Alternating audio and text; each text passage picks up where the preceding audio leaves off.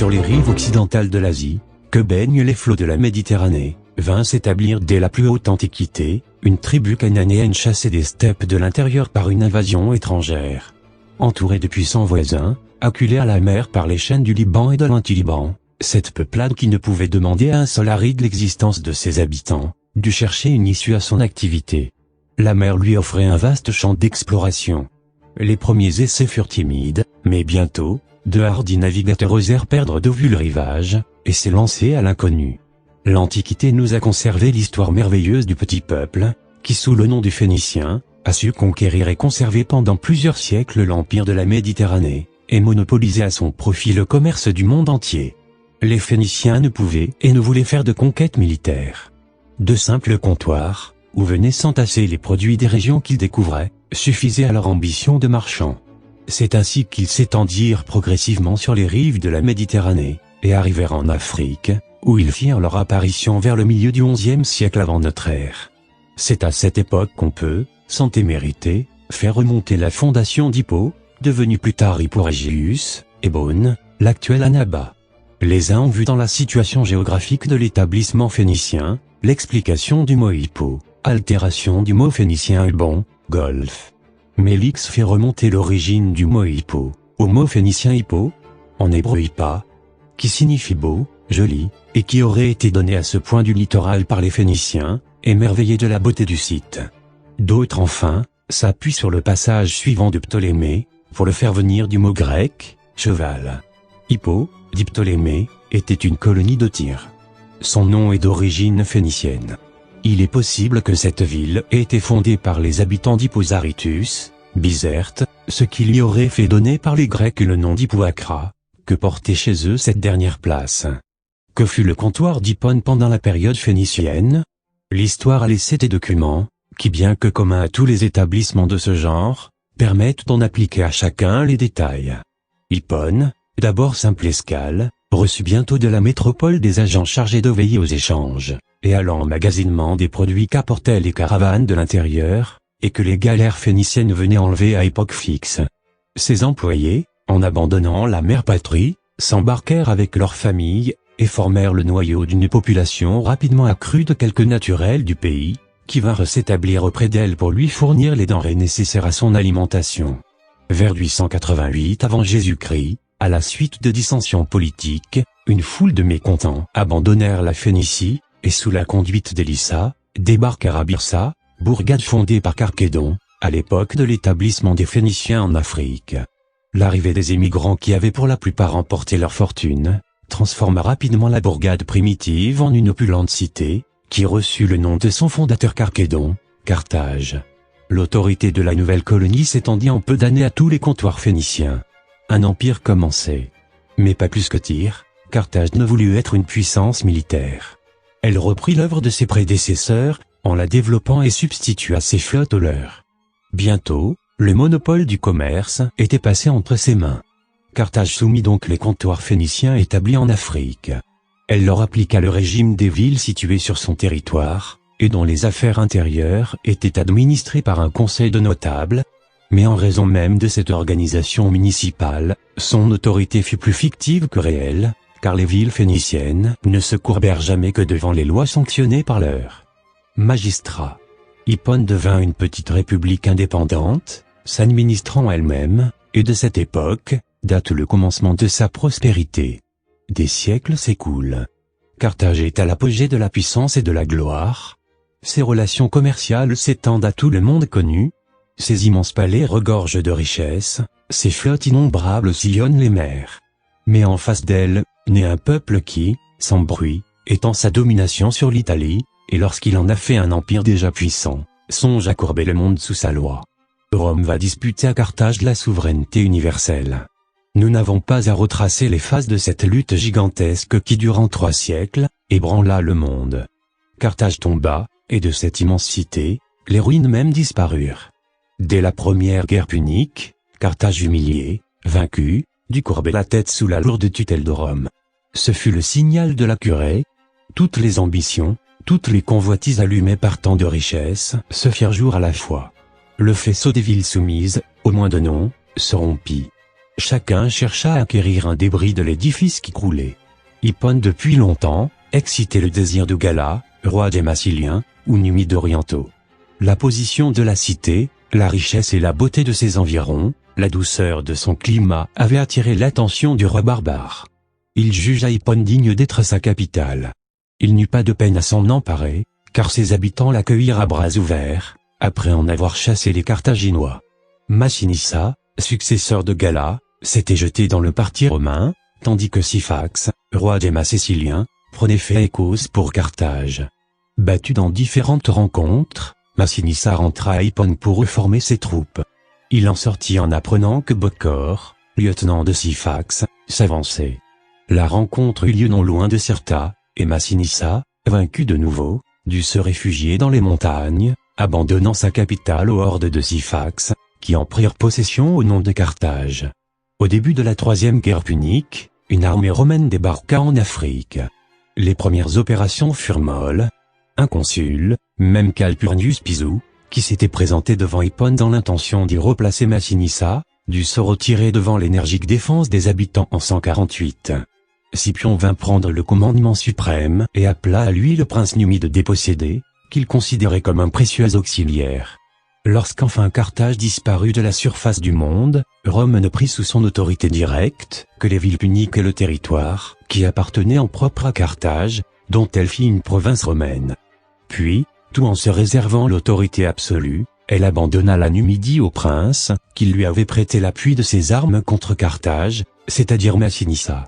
Celui-ci mourut, et le trône échut à Micipsa, seul de ses 3 fils qui eût survécu. Bien que Cirta fût la capitale officielle de la Numidie, Micipsa n'en venait pas moins passer une partie de l'année à Hippone. À sa mort, il divisa son royaume entre ses 2 fils, Uamsal et Adherbal, et son fils d'adoption Jugurtha. L'ambition démesurée de ce dernier n'admettait pas de partage. Uamsal mourut assassiné. Une nouvelle division de la Numidie fut faite par des commissaires romains, entièrement gagnés à la cause de Jugurtha. La partie est de la Numidie fut adjugée à Adherbal, qui négligeant Cirta, fit d'Hippone sa résidence et sa capitale. Il ne tarda pas à subir le sort de son frère. Assiégé dans Cirta, où il s'était réfugié, se croyant plus en sûreté, il fut pris et assassiné. Jugurtha restait ainsi le seul maître de la Numidie, et Hippone devint la proie du vainqueur. Rome s'alarma et voulut imposer son autorité au roi numide. La guerre éclate et ne se termine qu'au bout de 7 ans par la capture de Jugurtha. La Numidie orientale fut annexée à la province romaine, et le reste donné à Juba, fils d'Hiempsal. En Italie, la guerre civile éclate entre César et Pompée. Ce dernier, tué, ses compagnons se réfugient en Afrique auprès de Juba et de Varus, qui se sont déclarés contre César. Celui-ci accourt, et écrase à Thapsus les rebelles. Juba, désespéré, se tue. Quintus, Metellus, Scipion, un des plus fidèles partisans de Pompée, après avoir lutté comme un lion, gagne le rivage et s'embarque. Les quelques galères qui l'accompagnent rencontrent la flotte césarienne, commandée par Publius Cititus. Elles se réfugient à Hippone, mais vivement poursuivies, elles sont obligées d'accepter une lutte inégale. Un combat acharné eut lieu dans le port même, et Scipion y trouva une mort volontaire, dit-on. Le royaume de Juba, réduit en province romaine sous le nom d'Africa Nova, fut placé sous l'autorité d'un proconsul, qui fut Salluste. Depuis longtemps, Rome avait préparé l'établissement de sa puissance en Numidie. Attirés par le renom de fertilité du sol africain, les colons italiens étaient venus s'établir en foule, les uns dans la vallée de la Medjerda, les autres dans celle de la Seibus, aux environs d'Hippone. Sous les efforts de cette race ardente au travail, le pays se transforme et mérite bientôt le nom de grenier de Rome. Malgré les troubles, les insurrections et les guerres, dont la Numidie avait été le théâtre, Hippone n'avait cessé de s'accroître. Éloignée des champs de bataille où se débattait le sort de la province, elle se contentait d'admettre dans ses murs le vainqueur ou le vaincu, et n'en continuait pas moins ses affaires commerciales. C'est à cette époque que des palais superbes sont construits. Des bains aux riches mosaïques et aux marbres les plus rares reçoivent chaque année les étrangers, venus en foule de tous côtés. Des aqueducs énormes amènent dans de gigantesques citernes l'eau nécessaire à la ville, et aux jardins magnifiques qui lui font une ceinture de fleurs odorantes, et de fruits délicieux. Tant d'avantages ne pouvaient échapper à l'œil exercé des Romains, qui érigèrent la cité royale en colonia, et nommèrent un préteur. Par sa position même, Hippone se trouva le centre principal d'où rayonnait le long du littoral et dans l'intérieur du pays, ces admirables voies, dont nous retrouvons les vestiges à chaque pas. Nous allons indiquer rapidement les routes dont elle fut, sous la domination de Rome, le point de départ. Une première voie courant le long du littoral reliait la cité romaine, du côté de l'ouest à Rusicade, Philippeville, située à une distance de 115 milles, et du côté de l'est à Carthage, distante de 193.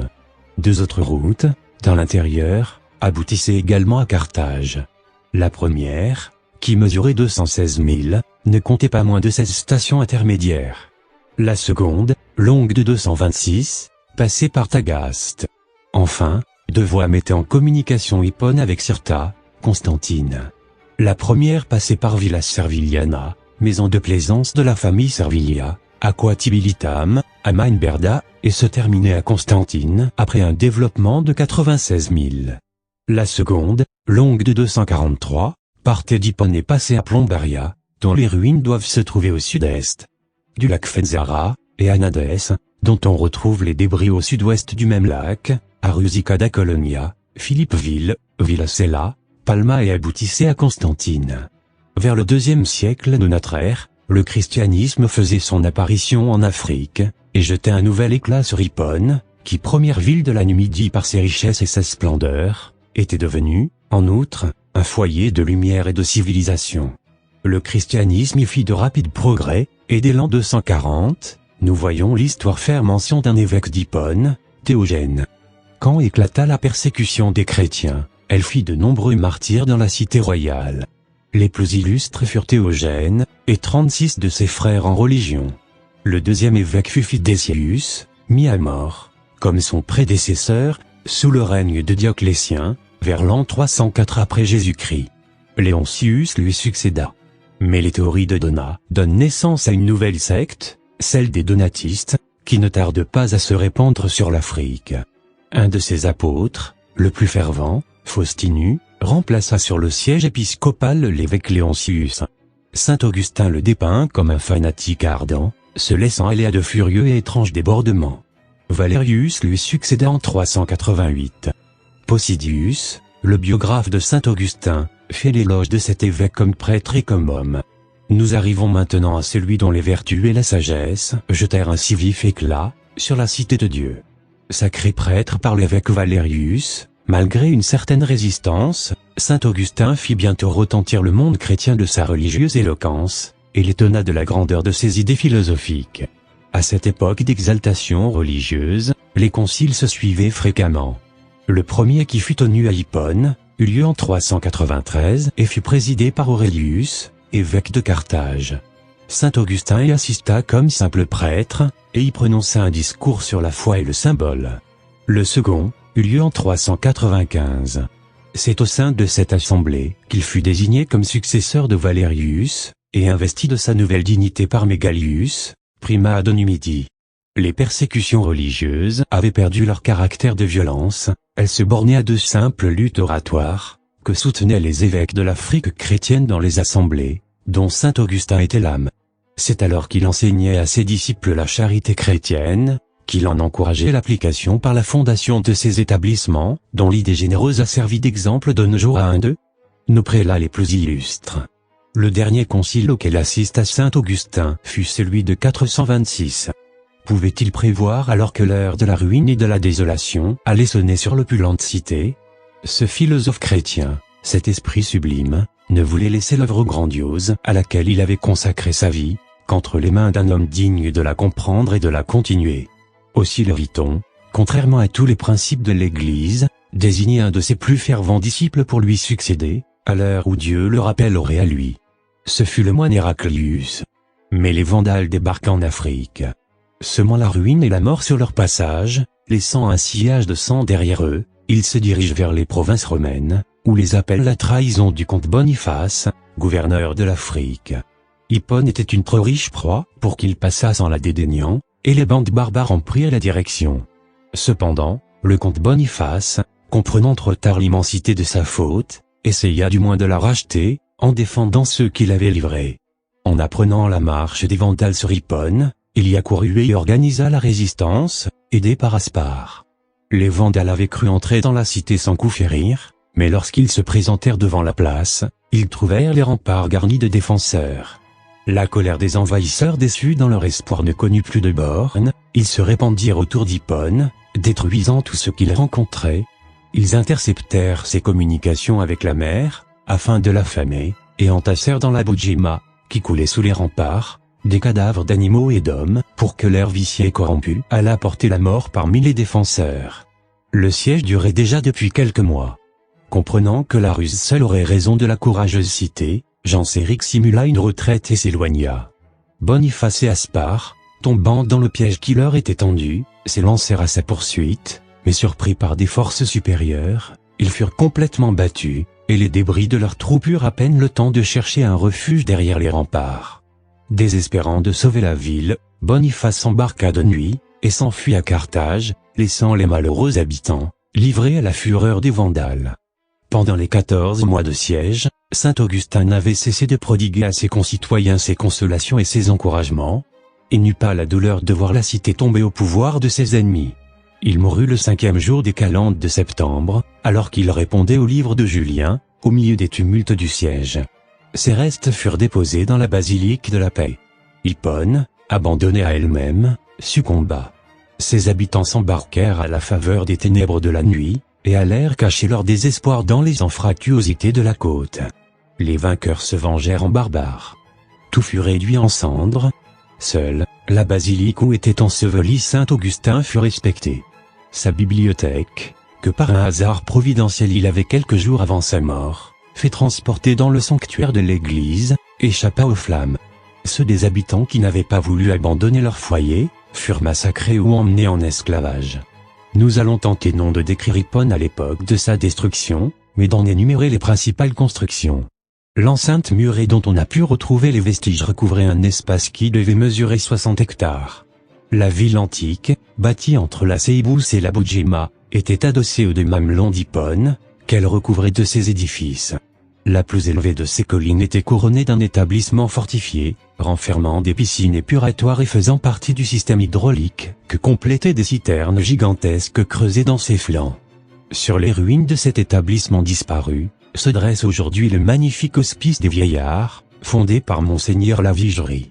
Les citernes d'Hippone recevaient l'eau de Lédoug par un aqueduc, dont il ne reste plus que quelques rares arcades, principalement au lieu dit Fontaine des Princes, sur le sommet de Lédoug et dans la vallée du Ruisseau d'Or, sur le bord du jardin de l'orphelinat des Sœurs. Un des principaux monuments dont nous est entretenu saint Augustin est le Temple de la Paix, transformé en église chrétienne, probablement sous Constantin. En 424, saint Augustin ayant fait transporter une partie des restes de Saint-Étienne, elle prit le nom de ce martyr. On a cru voir dans un énorme tronçon de maçonnerie antique, situé à gauche de la route si délicieusement ombragée d'Hippone, et que tous les Beaunois connaissent, un débris de la célèbre basilique.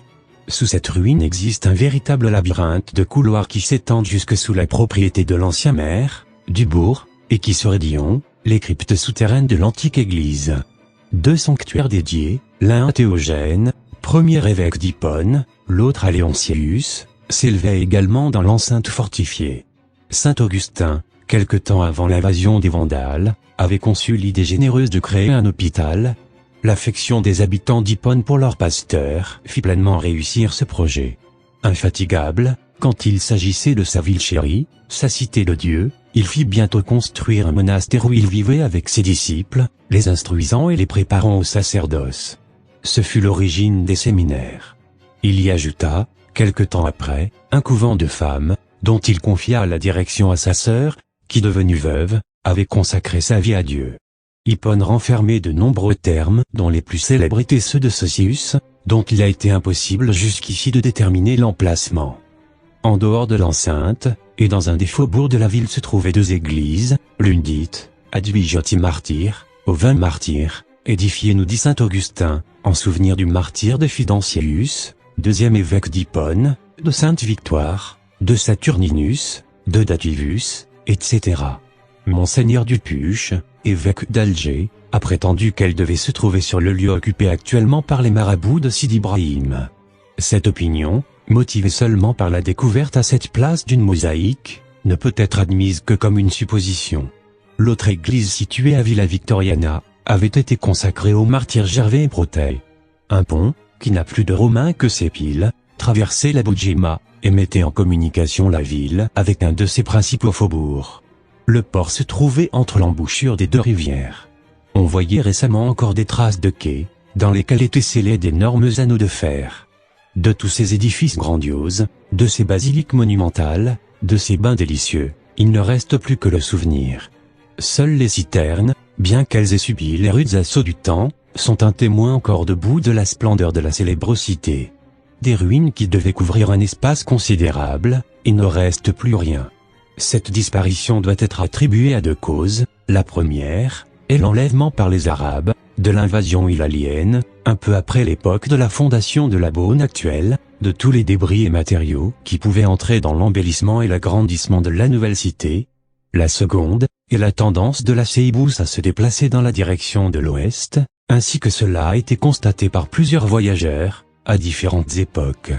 La présence de certaines constructions, complètement ensevelies aujourd'hui dans les terrains bourbeux, qui avoisinent la Seibous, les nombreuses mosaïques qu'on vient découvrir à la pioche inconsciente des ouvriers, démontrent qu'une partie des ruines de la ville antique ont été recouvertes par les couches successives de terre et de débris roulés par les eaux. Reprenons le cours de notre récit. Genséric, après la prise d'Hippone, avait marché sur Carthage, dont il s'était emparé, et où il avait fixé le siège de son empire. Il mourut en 477, et on peut dire que l'histoire des Vandales commence et finit avec la vie de ce prince. Ceux qui lui succédèrent, Œnéric, Gudimund, Trasamund, amollis par une vie d'oisiveté et de délices, n'eurent plus l'énergie nécessaire pour maintenir l'intégrité de leur territoire, et réprimer les attaques audacieuses des morts. Sous ces princes, les persécutions catholiques firent de nombreuses victimes. L'avènement au trône d'Hildéric, ami de Justinien, les fit cesser, et le premier édit de ce prince ordonna la réouverture des églises catholiques. Il fit en partie reconstruire Hippone, et ramena les habitants qui s'étaient dispersés. À la suite d'une guerre contre les morts, Gélimer, vainqueur, profita de l'enthousiasme des Vandales pour détrôner son frère, et malgré l'intervention de Justinien, le fit enfermer dans un cloître. Justinien ne pouvait laisser impunie la révolte du roi barbare, et la guerre fut décidée. Bélisaire, investi du commandement suprême de l'armée byzantine, vint débarquer avec 45 000 hommes à Caput Vada. À la déclaration de guerre, Gélimer répondit en faisant égorger Hildéric, et en rappelant son frère Tsazou, qui guerroyait en Sardaigne. Mais la marche de Bélisaire ne fut qu'une succession de victoires, dont la dernière, celle de Tricaméron, ruina à tout jamais les espérances du roi Vandale. Gélimer dut s'enfuir presque seul en Numidie, laissant derrière lui le cadavre de Tsazou, qui n'avait pas voulu survivre à la défaite. Lorsque Gélimer avait senti s'amonceler sur sa tête l'orage que sa cruauté avait provoqué, il avait, en prévision d'un désastre, confié tous ses trésors à son secrétaire Boniface, en lui ordonnant de se rendre à Hippone et d'y attendre la fin des événements, lui enjoignant au cas où le sort des armes lui serait contraire, de faire voile pour l'Espagne, où il ne tarderait pas à le rejoindre. Après la bataille de Tricaméron, il s'était donc dirigé en toute hâte vers Hippone, mais vivement poursuivi par la cavalerie de Bélisaire, il dut s'enfoncer dans le mons Papua, les Dougs, et s'enfermer dans la ville de Médénos, située d'Hyprocope, à l'extrémité sud-ouest de la chaîne de montagnes qui borde la Seibous, depuis les environs d'Hippo. La situation du mons Papua n'avait jamais été jusqu'ici fermement établie. La description de Procope a fait dire aux uns que la montagne, refuge du roi Vandale, ne pouvait être que les Dougs. L'interprète principal Féro a cru la voir dans les hautes montagnes de Djidjali, en s'autorisant d'un autre passage de Procope, qu'il indique comme se trouvant à l'extrémité de la Numidie. Enfin, Papier, président de l'Académie d'Hippone, dans une très intéressante brochure, démontre d'une manière irréfutable que le mons Papua n'était autre que le Djebel Nador. Bélisaire, lancé à la poursuite de Gélimer, arriva à Hippone. Beaucoup de nobles Vandales avaient préféré tomber entre les mains du général grec, dont l'humanité était connue, que de suivre leur roi détrôné, et soutenir une lutte qu'ils considéraient désormais comme impossible. Bélisaire les accueillit avec bonté, et les envoya à Carthage avec leur famille. Boniface, dont nous venons de parler, à la nouvelle du désastre du Tricaméron, s'était embarqué et avait fait voile pour l'Espagne, mais rejeté par la tempête dans le port d'Hippone, il prit la résolution de livrer les trésors, dont il était le dépositaire au général victorieux. On voit donc que le séjour de Bélisaire à Hippone ne fut pas tout à fait inutile. Il reprit le chemin de Carthage en laissant le soin au chef des Érulphéras de bloquer étroitement Gélimère et de s'en emparer. L'empire vandale redevint une province de l'empire d'Orient. Gélimère, pendant 4 mois, resta enfermé dans Médénos, mais serré de près, manquant de tout, menacé par la famine, il dut se rendre et alla orner le triomphe de Bélisaire à Constantinople. Dans le chaos des troubles, des révoltes et des guerres civiles dont l'Afrique fut le théâtre sous la domination gréco-byzantine, Hippone passa, tour à tour et sans résistance, aux mains du vainqueur. Elle ne se releva du reste jamais complètement des ruines entassées par les Vandales. Nous allons voir les Arabes porter les premiers coups à la domination romaine en Afrique.